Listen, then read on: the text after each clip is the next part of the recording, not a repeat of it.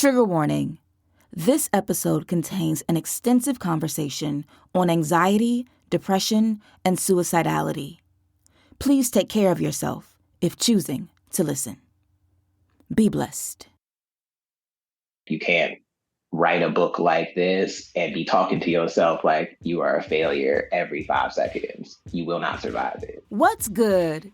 I'm Nikesha Elise Williams, and this is Black and Published, bringing you the journeys of writers, poets, playwrights, and storytellers of all kinds.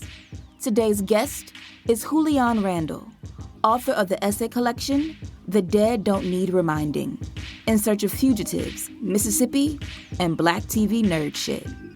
It's a collection that uses pop culture as a tool to evoke collective memory, while also mining Julian's own remembrances and ancestry that led him to actively choose to live, when at times, all he wanted to do was die. I came from a long line of brothers who had escaped death at the last minute. They survived all these threats to them, and I still am trying to process the shame that I am the biggest threat to me there is. Author of the Cave Canem Poetry Prize-winning collection, Refuse, Julian got their start as a slam poet. In making the transition from the stage to the page, they say talking to themselves instead of an audience was difficult. What they miss most about slam and sports when moving into the book space. Plus, the violent question one editor asked that triggered their suicidality.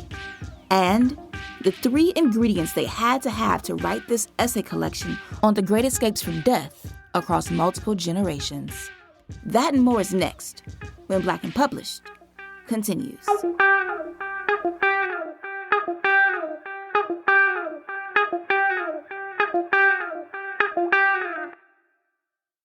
All right, Julian, when did you know that you were a writer? My origin story is that my best friend in the world, Noel Quinones, lived upstairs from me in my dorm, so we're talking 2011. And this amazing poet named Jamal May was featuring at this slam. And I'd never been to a slam before, but Noel had been to many slams. So I said, fine, I'll come to your little slam. And then I came to the slam, and Jamal killed it. Like he was dusting folks left and right. But what was really important about that open mic was that I saw these other Black and brown kids, like people who also wrote poems like they were children of hip hop, who like wrote poems and made it sound like they called their grandma Abuela too. So I ended up getting onto the college slam team, and I felt like that was the moment that I was like, okay, I'm like at least one of the better writers on this campus. Maybe I could be one of the better writers in this country. And then my goals shifted, of course, but that was how it started. I love all of the initial confidence and just like the bravado, like, oh, I can be better than everybody in the country. But then you say the goals shifted. So then what was the shift and why and what happened? Slam gave me a culture and a family and artistic community that I felt accountable to. But I think that around the time that I stopped slamming is when the goals started to shift a lot in terms of what became my metrics, right, of how I was measuring my own personal growth. By the summer of 2015, I just didn't like the person I was turning into. Because it used to be like, you lose a slam, like, it sucks because you don't want to lose. Your career is in jeopardy. My personhood is not safe. Like, I don't have a future because I'm not moving forward in this. I mean, it's not wrong to say it's a bar game. Like, slam is a bar game. Slam is many things. It is a subgenre of poetry. It is a important part of how American letters like does what it does, but also at the same time, it is at its roots a bar game. I've never heard anybody break down slam as a bar game, but a bar game, a crapshoot. Yeah, I guess. So then what became the new goal? The new goal just became like, what is the most expansive version of the writer that I wanted to be, that I could be? You know what I mean? So folks in my group chat keep calling me genre Thanos because I just try to be as many different writers as I can be. But it's really like I keep coming back to that Morgan Parker quote of I'm trying to be as many people as I can until I can't. So you were making a conscious effort to go from stage to the page. Did you find that transition difficult? So my slam period generally begins around 2012 and ends I'd say like late 2016 is when I stopped slamming officially. When I like moved down to Oxford, that time period is a very distinct like page versus stage kind of beat for like how folks were talking about things. It was definitely one that I had as I was moving into doing more things that were like more like page oriented in terms of like how does the body of this poem, how did the line breaks and the enjambments like move across a bunch of different stuff. What was maybe difficult was more just like learning how to talk to myself, because slam is both the best and the most challenging way that I think like a former athlete can get in contact with the way that they are creatively. And what I mean by that is when you're an athlete, you get immediate feedback, right? For me, I go off to college. My first big slam competition was the National College Slam Cup C, College Union's Poetry Slam Invitational. And suddenly I was like, hey, you're getting immediate feedback. You do the poem, you get a 10 or you don't. You are watching your teammates get immediate feedback on their thing. And then you transition into other elements of your artistic life, and that immediacy of feedback just disappears. And I was not very good at talking to myself like I would talk to literally any other person, with like kindness and respect and forgiveness and like a general grace for the measure of growth. And so when I came up against like, well, how I don't know how to put together a book, I feel like I had a really blessed experience compared to a lot of other Black folks I know, which is not to say that it was not without conflict, not without challenge or anything like that. But it much more became I am alone with the isolated feedback of how do we win? And that's not really the way that literature be working in the vast context of things. And it took me some time to get ready for that. That was a really long answer to your question. My bad. It was a really long answer.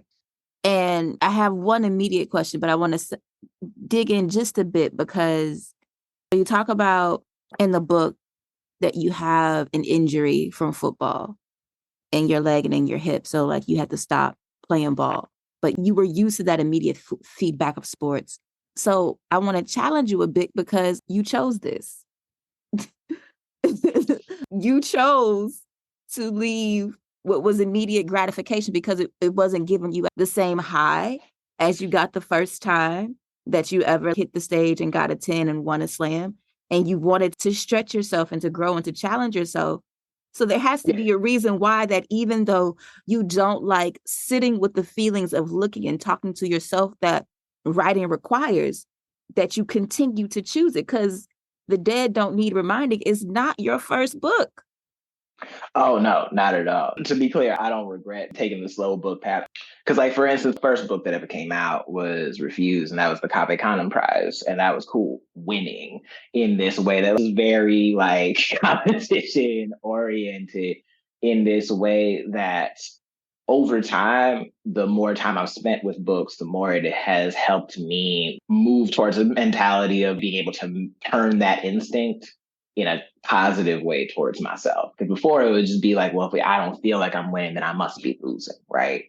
And now it's like I'm trying to be better than I was on the last book, where I'm trying to take some lesson that I learned from the last book and import it into now that I know how to do this thing, what more can I do at the same time? And that as a kind of methodology of improvement. But yes, no, you're absolutely right that I do keep choosing this, even though we are on page 30 of book 6 right now. And I'm like, why did I do this? why don't I have a normal job? Why don't I have a normal job like a person? But I love what I do. Okay. So then let's talk about the movement from poetry to prose. What was that transition and why did you feel that you needed to make that transition? So during the time period that I was down in Oxford, I had an uncommonly good experience. There's no way to talk about that without lifting up the name of Derek Carrell, the name of Kiese Lehman, the name of Amy Nzuka-Matado. Those three were my professors' note and deepest merit when I was out there.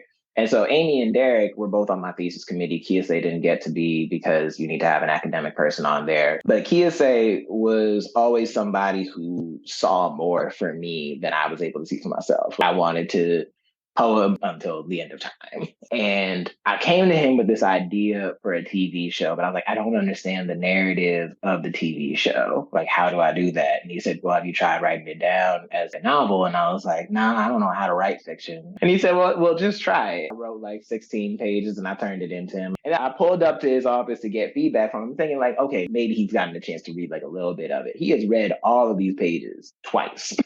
He's got like bunch of feedback. So that gave me so much confidence in terms of what else can I do. And then the semester after that was when Kiyose was finally teaching the nonfiction workshop that had been being asked of him constantly every day for 4.5 years. And I wanted to come into the workshop doing the things that I always thought were important in terms of being a good workshop member. And so I was like, yo, I'm going to assign myself 2-3 essays. And so I know what my proclivities are. What do I tend to lean towards? What are my tendencies? And those became some of the first essays in The Dead Don't Need Reminding. So you started what became The Dead Don't Need Reminding while you were in your MFA program. Shout out to Derek Harrell, who was actually on the show last season with his poetry collection, Come Kingdom. That's the homie.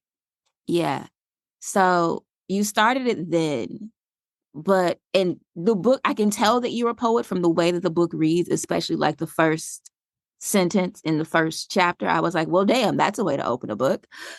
But you started it then, but the book has taken the form of part memoir, part cultural criticism of like contemporary pop culture, obviously.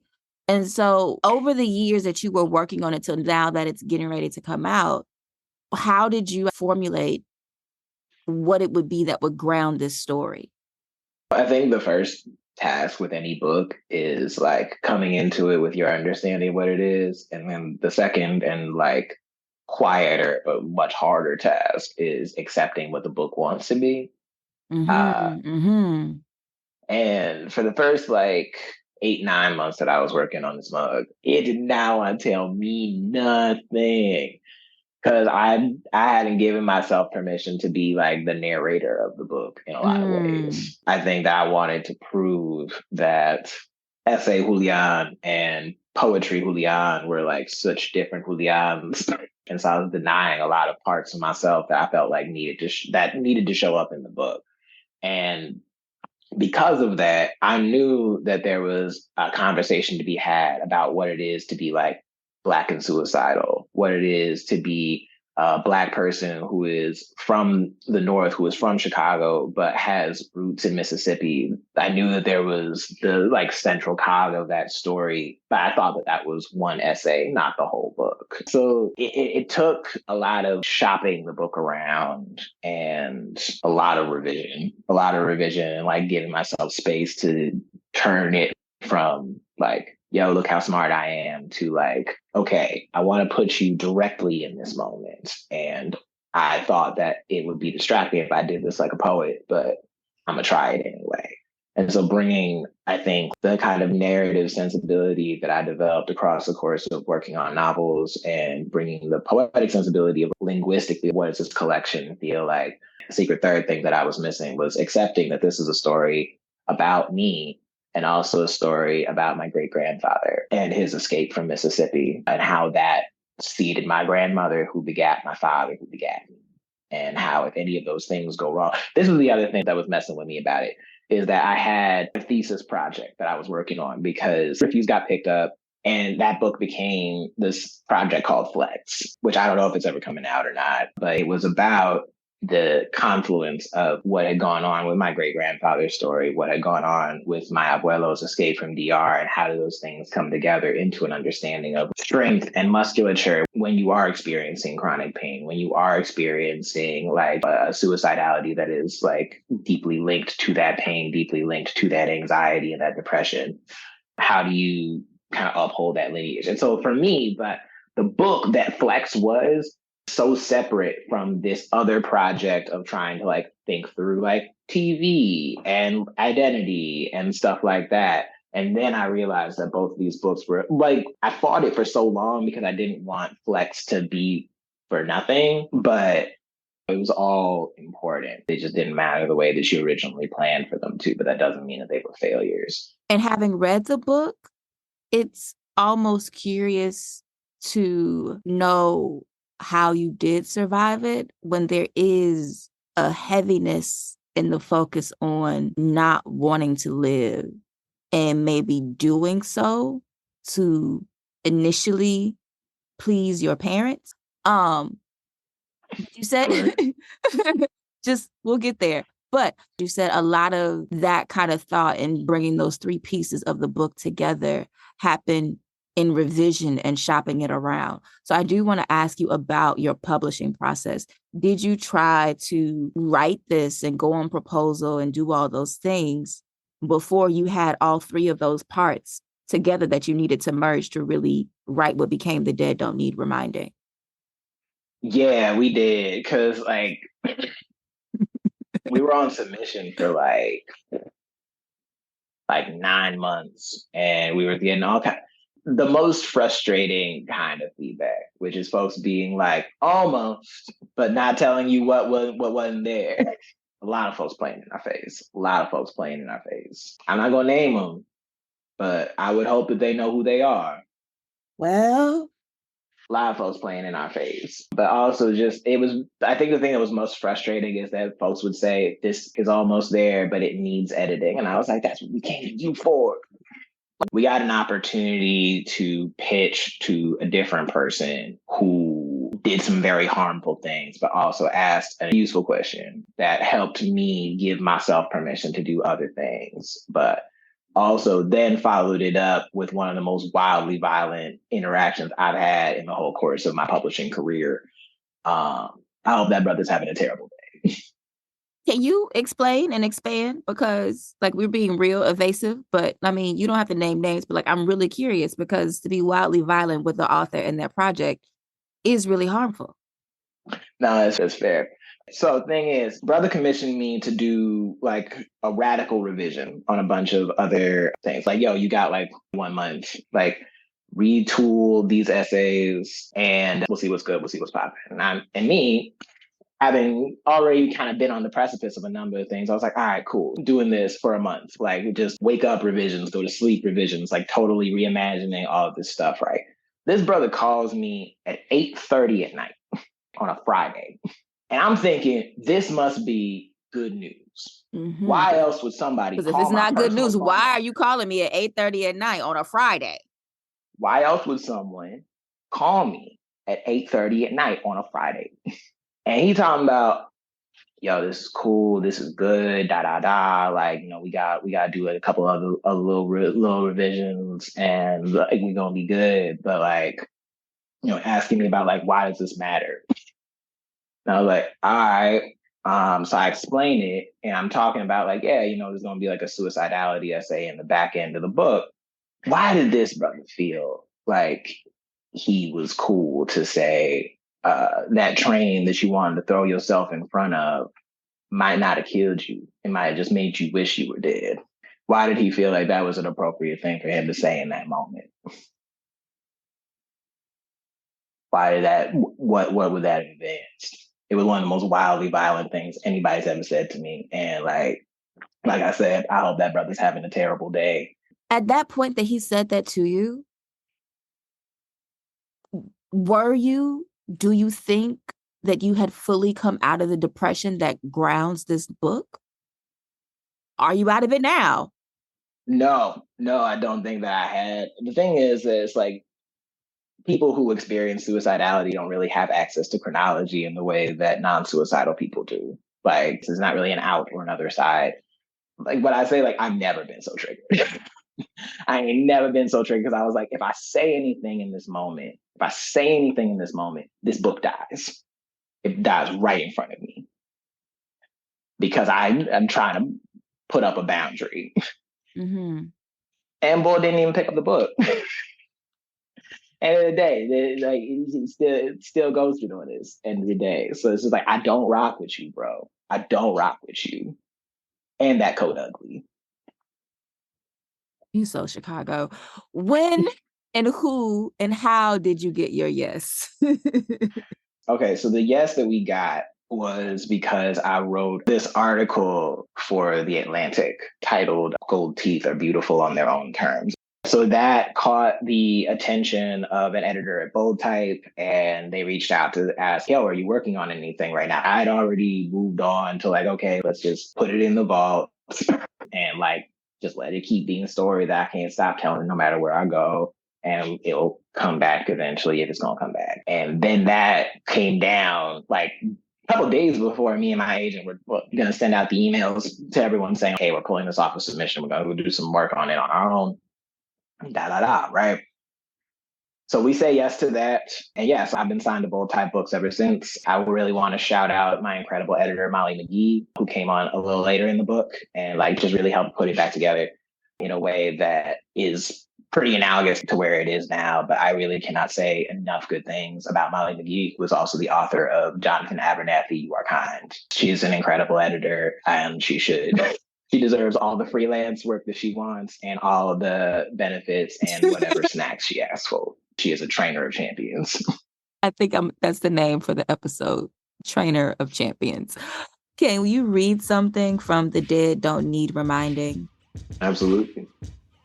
Julian Randall's essay collection, The Dead Don't Need Reminding, braids memoir with pop culture criticism to unravel the tale of their white-passing great-grandfather's escape from the South, mixed with Julian's own escape from suicide, while also addressing the harmful impacts of code switching, Kanye West, and seeing Black Death on autoplay on social media.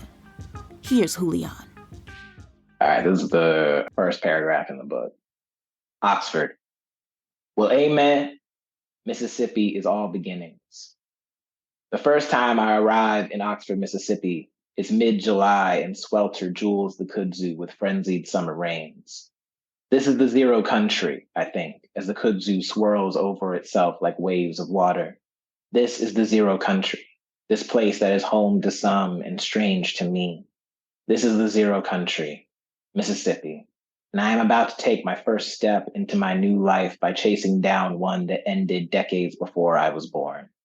At the start, that Oxford is riddled with plantation-style houses, American palaces with window stacked upon window, every column bone bright in the dark. There are plantations everywhere, and they are never the plantation I need. Thank you. Do you think writing this book was a way for you to be kind to yourself? I think it was a way for me to learn how. I think that in a lot of ways, it's been weird right now because I'm also the narrator of the audio. So this is me doing my one and only product testing of listening to it as I'm like walking around the city. I'm like, first of all, it's good audio. The team made my voice sound so nice. Like normally I hate the sound of my I hate it. I'm not. How do you hate the sound of your own voice and you're a slam poet, or at least we're trained as a slam poet, sir? I think that the thing is, honestly, I barely hear it.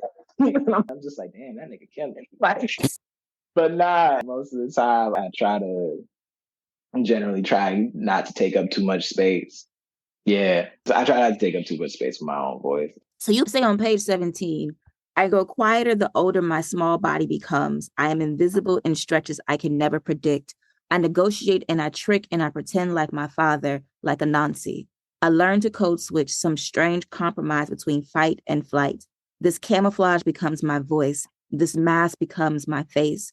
I go to school in Chicago and Omaha and Philly and Minneapolis and always somewhere I don't belong, somewhere where it is safer to be no one. And so like you just discuss like how you don't like the sound of your own voice despite having done slam, but then you have so easily reverted back to what you learned from watching, yes, your father, but also so many other Black men, women, marginalized people of color, of different types of backgrounds, making themselves small to not take up space as a way to be acceptable, yes, one, but also to survive. You choose to write books where you have to take up space and make yourself big and think yourself worthy and deserving of inhabiting this type of arena. Why do you do this? For me, I think that it was because like I think there's a difference between not wanting to take up like a disproportionate amount of space and not wanting to take up space at all, right?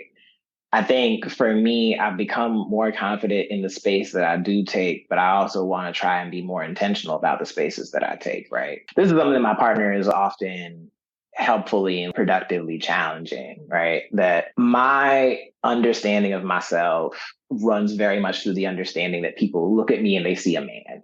They see like a cis man, and that is not what I am. I am a gender fluid and or like non-binary, depending on like I've never fully felt couched in that language, but I know that I am not cis. And they are somebody who always feels confident in reminding me, yo, you're not a man. But I don't have really heavy air quotes, like the heaviest air quotes you can find, a really conventional, like non-binary look, right? And also I'm like super into sports, also something that made people feel like I was cis, right?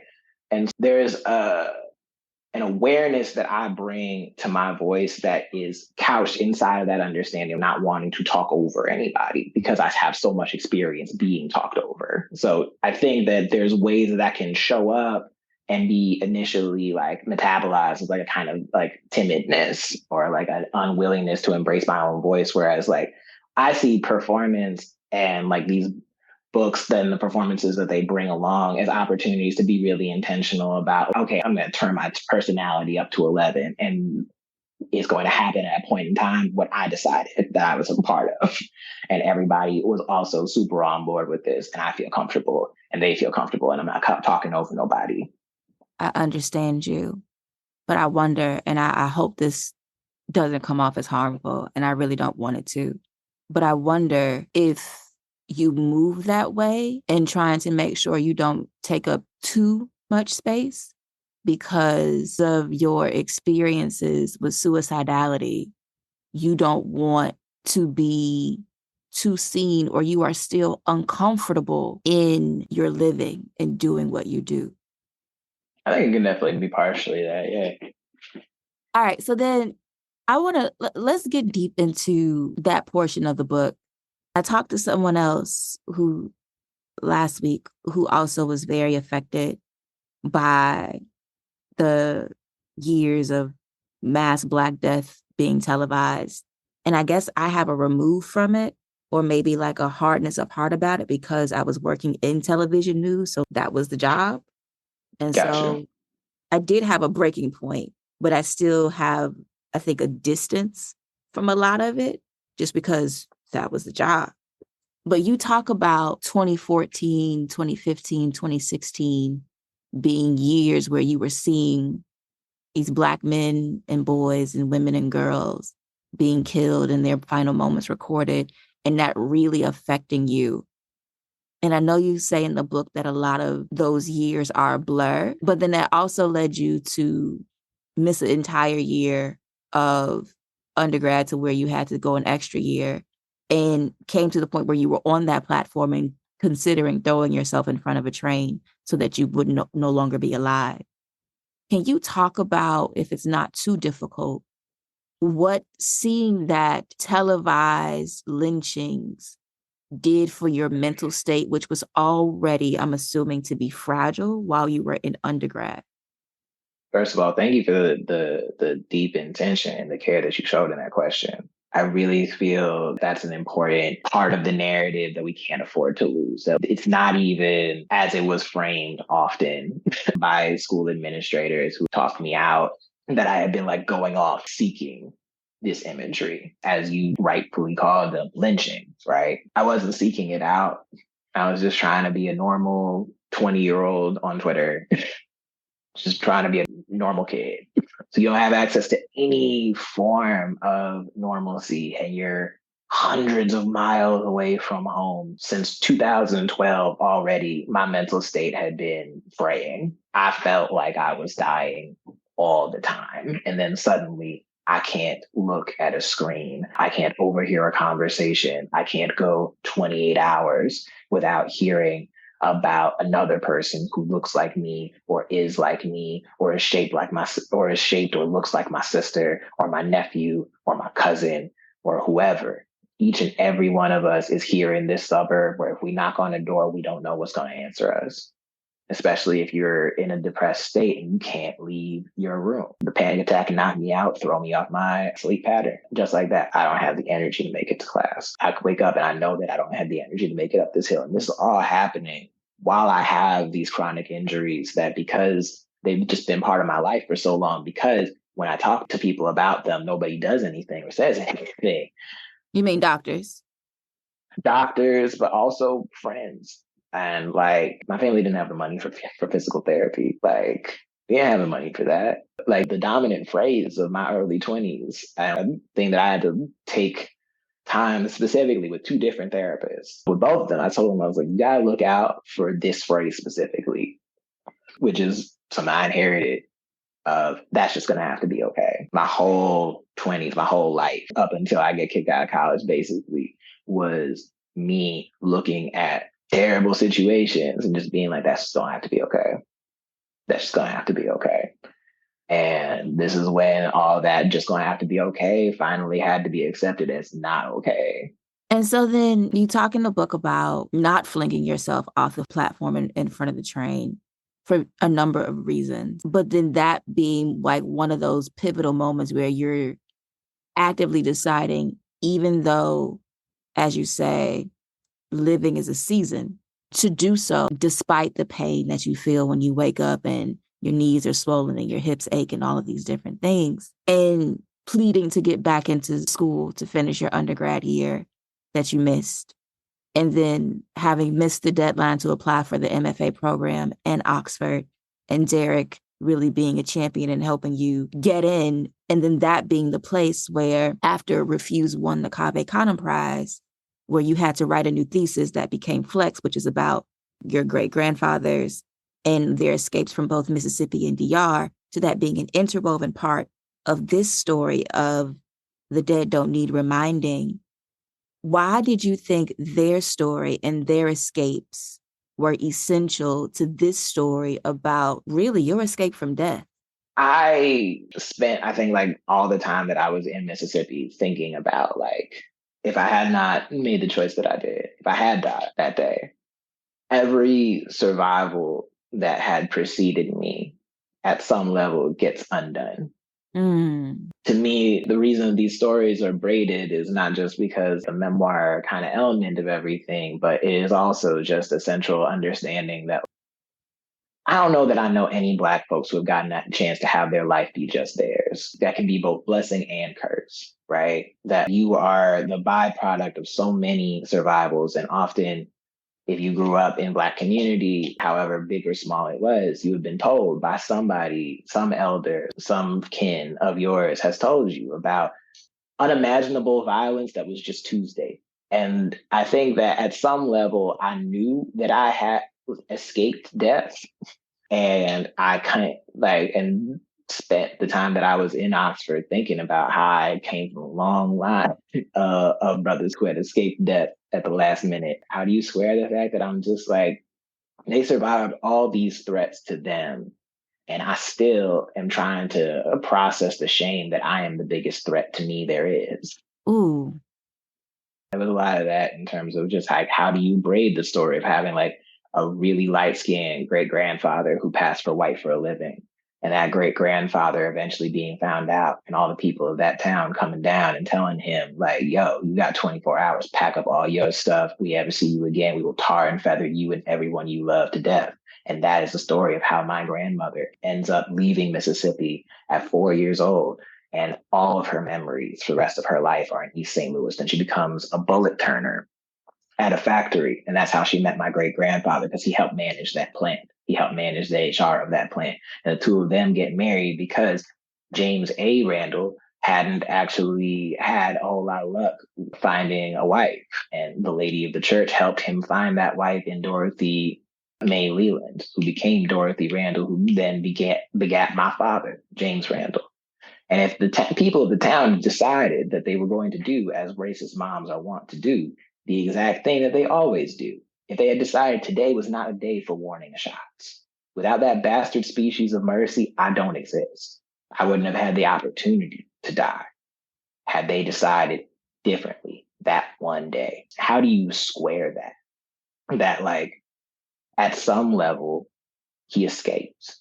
And so you braid these stories of escape from death into continued living with that of pop culture, heroes and villains. True facts. Heroes and villains. You've got Spider-Man in all his incarnations. We prefer Miles Morales around here. Kanye West, BoJack Horseman, Odd Future, Tyler the Creator. Why was it important? You talk about, there's no Black person whose life is their own. And so you have that braiding of your great-grandfathers and your family story with your own. But then you also introduce all these other Black folk whose story is not their own. I'm thinking namely of Kanye West because he is from Chicago, because he is like a sad boy who doesn't know it and has too much money to be stopped. Why was taking on these pop culture icons in some ways important to the telling of your story, even if some of their stories were fiction? For me, pop culture has always been like a useful bridge in terms of how to like explain and convey the emotions of a moment. The only way that I can convey to the reader what my grandmother was like is through my own memories, is through my own obligations. And that might not happen for the reader, no matter how much intention I put into it, just because a number of factors. But I know that I can also put in another element here where I'm talking about the BoJack Horseman story. BoJack is going to be streaming forever. If they really feel some type of way about it or want to understand that essay better, they can watch that Time Zero episode in half an hour and be done. That to me has always been how I've bridged what I'm feeling internally, what I am processing to readers, to audience members, to how, like, generally how people meet me, honestly. What do you want readers to take from this book that you've written? I hope that whether you hate being alive, love being alive, are kind of like just lukewarm about being alive, that it makes you love living more because you've got that opportunity to see some of the things that I'm passionate about. And hopefully it reminds you of the things that you're passionate about. I hope the book, we talked a lot in wonderful and healing ways about the heaviness of it. I also do want to say that I think the book is very funny. There are definitely a number of jokes, and I think that's a big part of it, right? Like I make jokes when I'm nervous.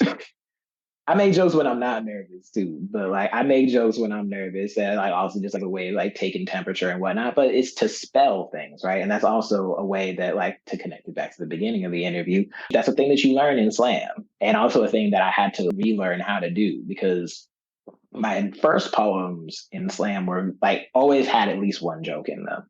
And then there's like a long stretch of time right after Mike Brown died where there's no jokes at all. Because both, number one, country was falling apart, Black folks were being murdered, wasn't shit funny. Second of all, but also equally important was the fact that jokes in slam are almost always setups for something else. That John probably gonna end tragic. And so I stopped learning how to trust my own humor. And part of that was because I didn't trust myself to be both funny and honest at the same time. And that's part of why I wanted to have that pop culture element in there, because I was like, there has to be these elements of passion, these things that kind of keep us around. I'd be lying if I said I didn't occasionally think to myself, well, I can't die today. How will I know how Succession ends? I don't know if they have HBO in heaven. Stop. You're very unserious right now. So I want to move to a speed round in a game before I let you go for what's becoming the afternoon. What is your favorite book? Heavy, Kiese Layman. Who is your favorite author? Jesmyn Ward. Who is your favorite poet? Patricia Smith. Name a poet that you think doesn't get enough shine. Etiola Jones. What is the difference between poetry and spoken word? Whether you're speaking or not. It's a very diplomatic answer. What do you think is the best book to movie adaptation? Ooh, The Godfather. It's a cop out answer, but like, I'm gonna go with The Godfather. All right. If money were no object, where would you go? What would you do? And where would you live? I'd be right here on West Side Chicago. I don't want to be nowhere else. I would love, if I had all the money in the world, I would absolutely want to establish a fund that helps cover the submission fees and like overall, like just like writing opportunities and living expenses of Black gender minorities. I would want to just create individual artist grants from that money. And also like that, my long-term dream has always been to own a house in Mississippi that I am there for in the wintertime occasionally. But overall, I want it to be a collaboration between me and the Mississippi Council of Arts and Letters. And 3/4 of the year, it is a residency space for Black authors from Mississippi. That's beautiful. Name 3 things on your bucket list. Yo, I want to go to Japan. I have always wanted to go to a game in every NBA stadium. And I want to take my partner to a 2-star Michelin restaurant. All right. What brings you joy? Magnolias, Black kids, just being Black kids. Yeah, Black kids just being Black kids actually brings me the most joy out of anything. I'm really lucky because I live next to a bunch of rambunctious little homies who are just like, we are in the part before they're just setting off fireworks like every evening until it's September. So they're just kind of vibing right now. They've named the neighborhood cat Felicia because she's always looking for food. So some of our recipes are safe, y'all. What brings you peace? Therapy sessions help me be in a position to accept peace. I think that one of the things that's been a growing process for me is that at some level, peace or the possibility of peace is all around us. But am I willing to accept that? And what is the exchange rate for that has always been my big stopping point. But yeah, so I think therapy sessions put me in a space to accept peace, but also playing 2K by myself. All right, so our game is called Rewriting the Classics. Classic is however you define it. Name 1 book that you wished you would have written. The Golden Compass by Philip Pullman is a classic. It's one of the books that was so important to me as a kid because I was able to finally find out that somebody else thought about all these alternate universe selves and all these other worlds that were closer than anything, that you can never touch them. Name a book that you want to change the ending, and how would you do it? I love Long Way Down by Jason Reynolds. It's one of my all-time favorite books. I think it's one of the best books ever written. I just want to know what happened when he got out the elevator. Like, I only need 2 more pages. Basic, please. I feel you. All right. And so my messy question, name a book that you think is overrated or overtaught and why. Pride and Prejudice. Because the thing for me is that I understand why people teach the book. First of all, I didn't like it.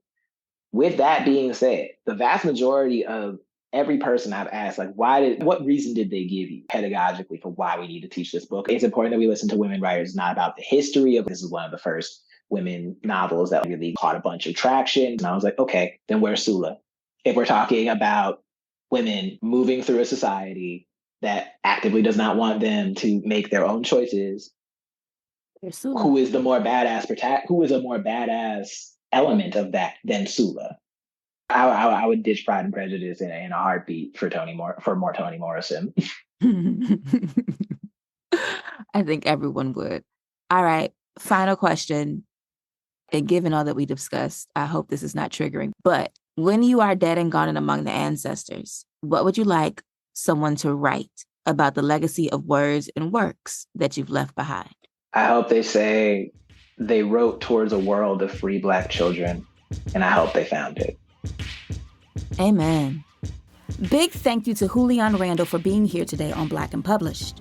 Make sure you check out Julian's latest book, The Dead Don't Need Reminding, out now from Bold Type Books. And if you're not following Julian, check them out on the socials. They're at Julian the Poet on Instagram. That's our show for the week. If you like this episode and want more Black and Published, head to our Instagram page. It's at Black and Published, and that's BLK and Published. There, I've posted a bonus clip from my interview with Julian about the one characteristic they say matters most in the publishing industry. Make sure you check it out and let me know what you think in the comments. I'll holler at y'all next week when our guest will be Ariane Nettles, author of We Are the Culture, Black Chicago's Influence on Everything.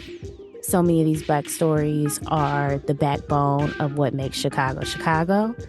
And then I would realize that, these stories are not just what makes Chicago, Chicago. They are what make certain industries what they are. And so I realized not only do some of us not know these stories, but people around the country and sometimes around the world need to know these stories too, right? Because there's this great influence. That's next week on Black and Published. I'll talk to you then. Peace.